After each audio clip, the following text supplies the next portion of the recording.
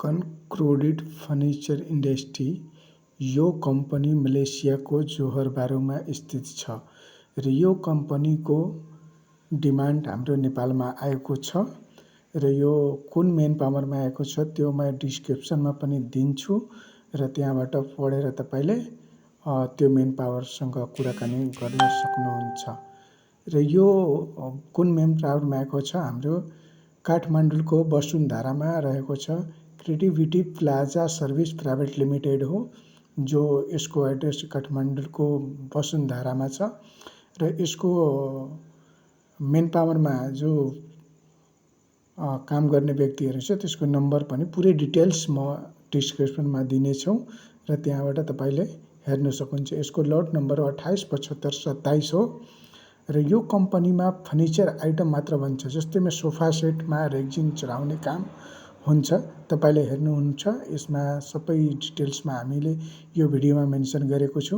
तपाईले यो कम्पनीमा जाँदाखेरि तपाईको स्यालेरी हुनेछ 1500 रिङ्गिट फिलहाल रहेको छ। 2025 मा हाम्रो यो स्यालेरी त्यसको बढ्ने हो। 2025 मा 1700 रिङ्गिट हुन्छ र यसमा काम गर्ने फ्याक्ट्रीमा धेरै सजिलै नै छ किनकि काठमाथि हामीले रेक्जिन चढाउने हो र तपाईले यो भिडियोमा हेर्न सक्नुहुन्छ। तपाईलाई केही न समझमा आयो भने हामीलाई कमेन्ट गर्दा पनि हामीले तपाईको सहयोग साथ र सहयोग दिने हो।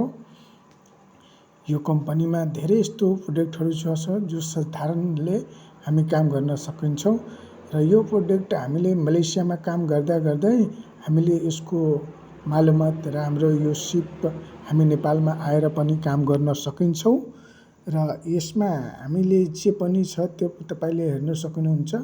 यसमा केही पनि छैन, रेक्जिन मात्र चढाउने हो। यो कुनै फर्निचर जस्तो चिरान हैन जसमा लकडी चिर्ने काम हुँदैन। यसमा फ्लाम र काठको माथि मात्र रेक्जिन चढाउने र विभिन्न प्रकारको सोफाहरू र टेबल कुर्सी र डिनर टेबल र स्लिपिङको लागि बेड पनि यहाँ तयार हुन्छ। तपाईले हेर्नुहुन्छ भिडियोमा र हाम्रो च्यानलमा नयाँ आउनु भएको छ भने हाम्रो च्यानललाई सब्स्क्राइब र लाइक पनि गर्नुहोला र तपाईलाई केही सोध्नु मन छ भने हामीलाई कमेन्ट गर्नुहोला। हामी तपाईको जवाब अवश्य नै दिन्छौँ। तपाई यो भिडियो हेरेर अनि तपाई यो कुन कम्पनीमा जाँदा बरु राम्रो हुन्छ तपाईले डिसाइड गर्नुहोस् र यो कम्पनीको लट नम्बर रहेको छ तपाईको 287527 र यो अहिले नयाँ डिमान्ड आएको छ 2025 को अनि हाम्रो 2082 सालको यो नयाँ डिमान्ड हो मलेसियाको यो फर्निचर कम्पनीको। अनि तपाईले हेर्नुहुन्छ यो सोफा तयार भएर अब गाडीमा लोड गर्नको लागि 4 जना बोकेको छ। यसमा त्यति गाह्रो पनि छैन र राम्रो हो। तपाईले हेर्नुहुन्छ।